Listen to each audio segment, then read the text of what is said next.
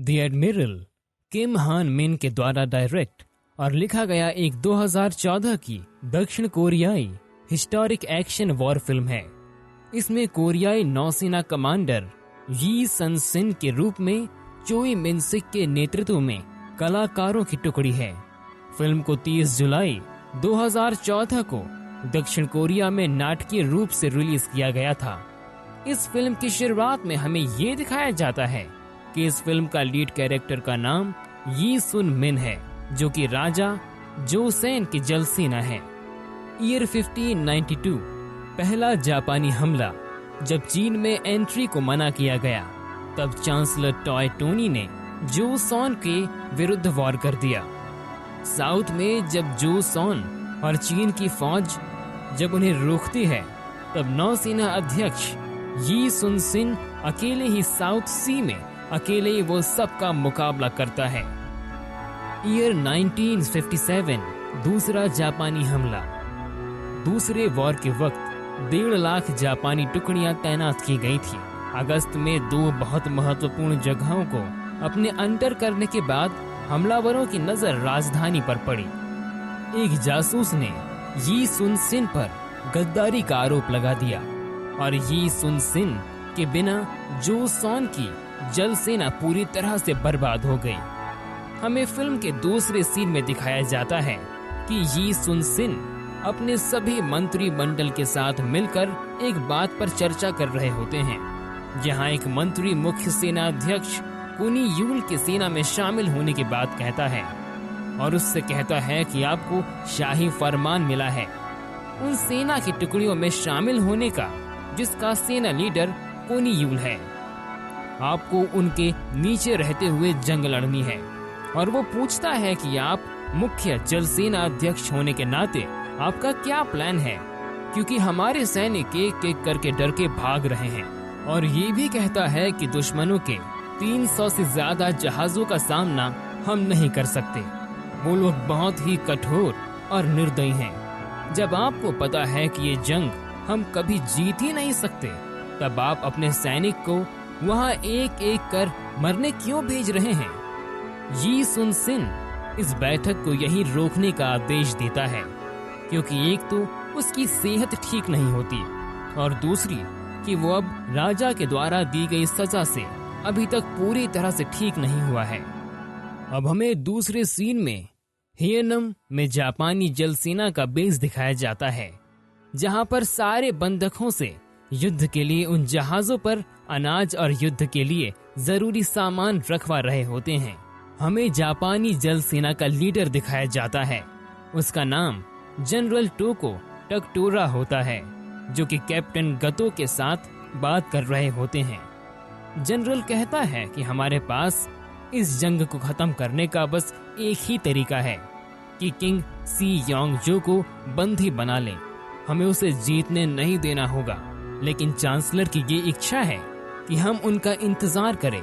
हमारे हाथ बंधे हैं, हमें तो बस तैयार रहकर उसके आने का इंतजार करना है। तभी गतो कहता है कि क्या आपको पता है कि चांसलर हमारी मदद करने के लिए किसे भेज रहा है?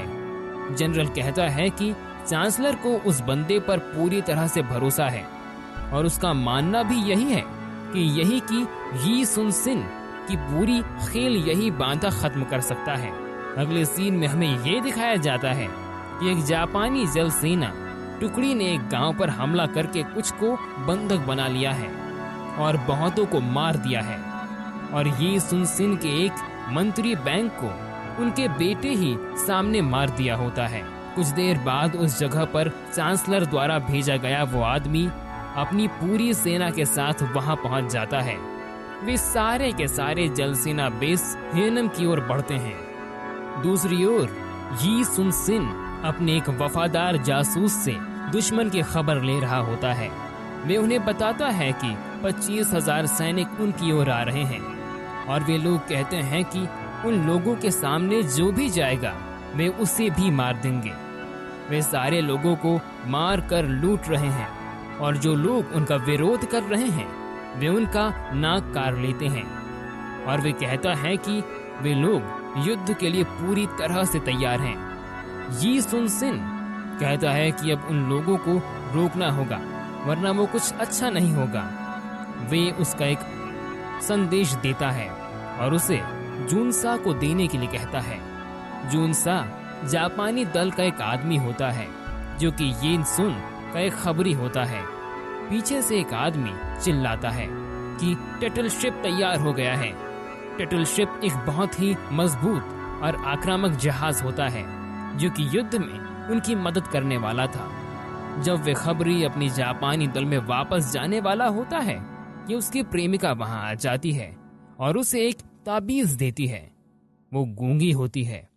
खबरी उससे कहता है कि इसकी क्या जरूरत, मैं कौन सा पहली बार युद्ध लड़ने जा रहा हूँ, और वे खबर जुटाने के लिए नाव से निकल जाता है।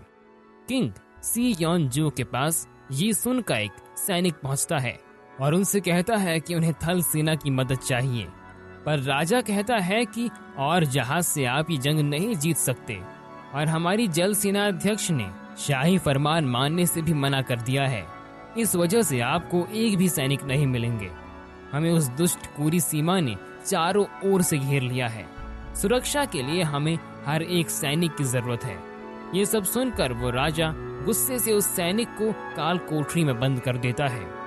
वहीं दूसरी ओर जापानी जल सेना बेस में हमें ये दिखाया जाता है कि चांसलर द्वारा भेजा गया इंसान का नाम कुरुसीमा मिचिफुसा होता है।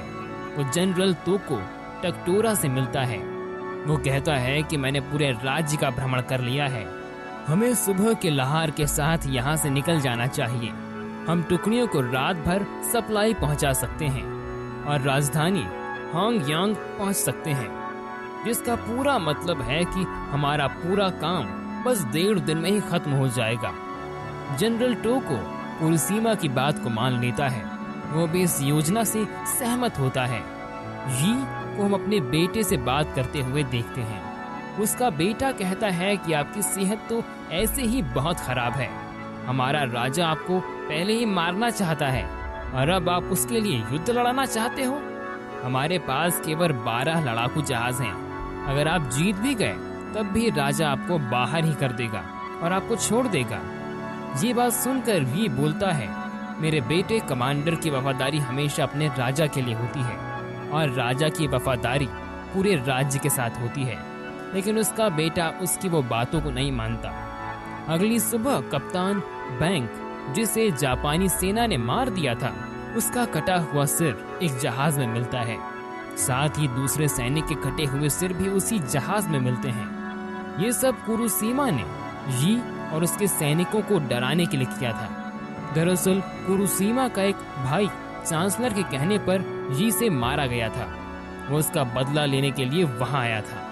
अब जब रात में यी नींद में होता है तभी उस पर अचानक से हमला हो जाता है और उसे चाकू लग जाता है।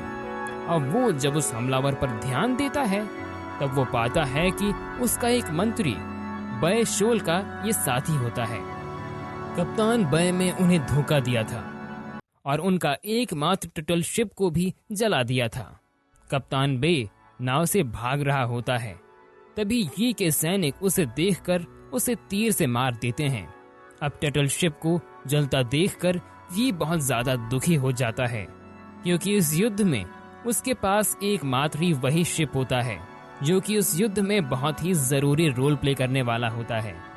ये सारी बात जापानी फौज को पता चलती है और इस बात को कुरुसीमा सुनकर बहुत खुश हो जाता है। वो अपनी जहाज पूरी तरह से युद्ध के लिए तैयार करता है। यी का जासूस भी वहां पहुंच जाता है और जापानी सेना से बचते हुए वो बंधकों के बीच में पहुंच जाता है और वहां उसे जुनसा भी दिखाई देता है। उधर हमें ये दिखाया जाता है कि यी समुद्र में बनते भंवरों को देख रहा होता है और अब उसे शिप की कमी खल रही है। ये एकमात्र जहाज था जो इन भंवरों को चीरते हुए निकल सकता था।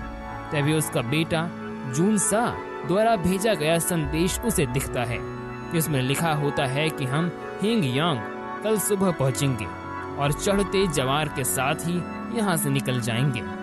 बड़े में कुल मिलाकर 330 जहाज हैं और इस बड़े का कप्तान का नया आदमी है जिसका नाम कुरुसीमा है। उसे लुटेरा राजा भी कहते हैं और उसे इस तरह की जंग का काफी अनुभव है। ये कहता है कि हमें यंग पहुंचना होगा क्योंकि वो खड़ी हमारी पीछे ही है। हमें ये जहाज छोड़ के लोगों को कहीं नई जगह पर ले जाना होगा। दूसरी ओर रात होते ही जापानी दल हेमयेन की तरफ निकल जाते हैं।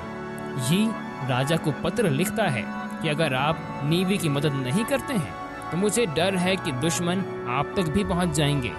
मेरे पास 13 जहाज हैं। अगर हम आखिरी दम तक लड़ेंगे तब भी ये जंग जीतनी मुमकिन है। तभी वहाँ कुछ मंत्री उसके पास पहुँचते हैं और कहते हैं कि इस जंग का कोई मतलब ही नहीं है। हम उनका सामना नहीं कर पाएंगे क्योंकि हमारे पास एक भी टर्टल शिप नहीं है। और वे कहते हैं कि कुछ दिन तक इस जंग को टाल दिया जाए। यही हमारी आपसे विनती है। अब ये सारे सैनिकों और मंत्रियों को एक जगह बुलाता है और उन सब के सामने सारे घरों को जला देता है। ये देखकर सारे गिड़गिड़ाने लगते हैं। तब ये उन सब से कहता है कि तुम सब बुज़दिल और कायर हो। क्या आप कभी मरोगे नहीं? देखो, मैं जमीन पर सारी चीजें जला रहा हूँ ताकि हम सब समुद्र में मर सकें। अब आपके पास भागने और छिपने की कोई जगह नहीं है। हमें आखिरी सांस तक लड़ना होगा। आखिरी सांस तक लड़ो और मरो। और कहता है कि हमें हमारे जवानों पर पूरा विश्वास है। और वो पूछता है कि क्या आपको मुझ पर और मेरी काबिलियत पर भरोसा है? दरअसल ये अपने सैनिकों को डर और मोह माया से बाहर निकालना चाहता था। युद्ध लड़ने के लिए ये के पास उसी जगह के कुछ पंडित आ जाते हैं और अब जुनसा भी वहां पहुंच चुका था। सभी टुकड़ियों को मोर्चा संभालने का आदेश मिलता है। सारे 12 जहाज युद्ध लड़ने को निकल जाते हैं। ये का देता सैनिक के परिवार के साथ रुक जाता है। जब वे सारे 12 जहाज जा रहे होते हैं तब उनके सामने बहुत सारे जहाज आ रहे होते हैं, जिसे देखकर ये को छोड़कर सारे लोग सारे जहाज वापस जाने लगते हैं। पर ये अकेले कुरुशिमा की 2 टुकड़ियों को मार गिराता है। और जब कुरुशिमा अपनी तीसरी टुकड़ी को ये से लड़ने भेजता है तब ये अपने सैनिकों से उस जहाज को ब्लड आइलैंड की तरफ ले जाने को कहता है, जहां तीसरी टुकड़ी भी उन 11 जहाजों की मदद से मार गिराई जाती है। अब कुरुशिमा खुद ये से लड़ने जा रहा होता है। अभी अचानक से भंवर बनने लगता है जिसमें कुरुशिमा का जहाज फंस जाता है और तभी ये वहां जाकर उसका गला काट देता है। अब ये का भी जहाज उस भंवर में फंस जाता है। उसे किसी तरह से निकाल लिया जाता है।